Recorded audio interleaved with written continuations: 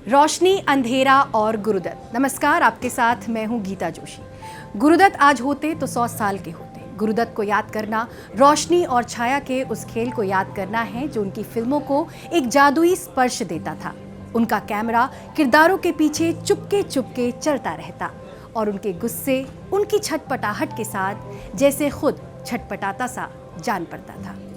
साहिब बीवी और गुलाम का वो बहुचर्चित दृश्य बार बार याद आता है, जिसमें छोटी बहू अपने हाथ के झटके से गुरुदत्त को निकलने का आदेश देती है और कैमरा इस तरह छिटक कर दूर चला जाता है जैसे वो डर कर पीछे हट गया हो। ऐसे और इससे मिलते जुलते दृश्य गुरुदत्त की फिल्मों को कविता में बदल डालते थे।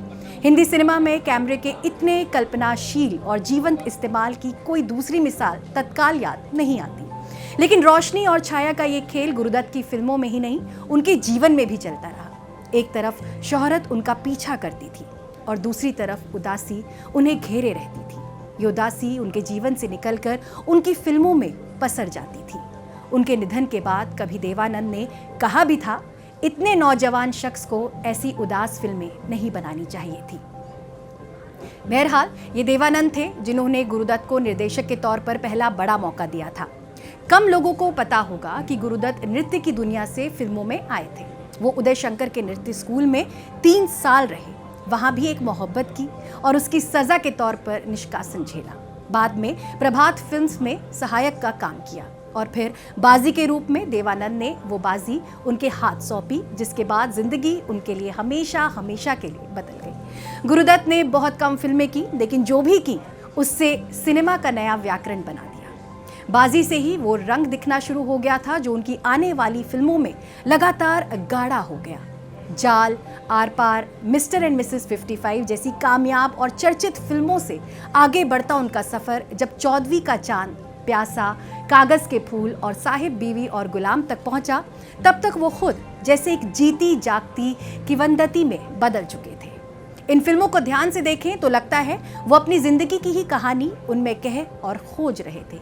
विडंबना ये भी थी कि ये कहानी भी उनके हाथ में नहीं थी, इसके भी सिरे उलझे हुए थे जो उनके उलझे बालों और बेचैन आंखों में दिखाई पड़ते थे। कई बार ऐसा लगता है कि उनकी फिल्मों की पटकथा बहुत रोमानी होती थी, जिंदगी के यथार्थ से कतई दूर, लेकिन वो इस रोमान में भी हकीकत को इस तरह गूंद देते थे कि जिंदगी और जमाने की सच्चाई बिल्कुल खुलकर सामने चली आती थी।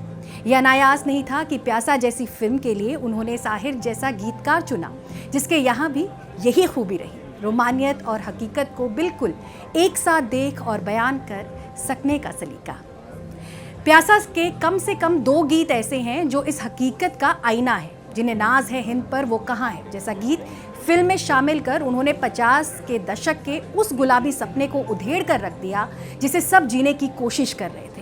इसी तरह जब प्यासा का शायर गाता है, ये महलों, ये तख्तों, ये ताजों की दुनिया, तब गुरुदत्त के सिने कला का चरम प्रभाव दिखता है।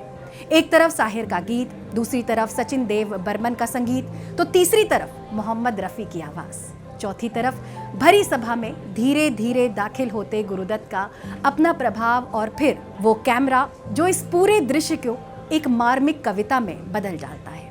और फिर अंत में आती है रफ़ी की गूंजती हुई आवाज़, जला दो इसे, फूंक डालो ये दुनिया, मेरे सामने से हटा लो ये दुनिया, तुम्हारी है तुम ही संभालो ये दुनिया अगर मिल भी जाए तो क्या। गुरुदत्त के क्लोजअप से ये दृश्य शुरू होता है। फिर गुरुदत्त हॉल के दरवाजे पर दिखते हैं, रोशनी और उजाले में किसी देवदूत की तरह, और फिर वहीदा रहमान दिखती हैं और वो हुजूम जो अपने शायर को दूर जाता देख रहा है। शायद ऐसे ही किसी शायर में गुरुदत्त की आत्मा बसती थी।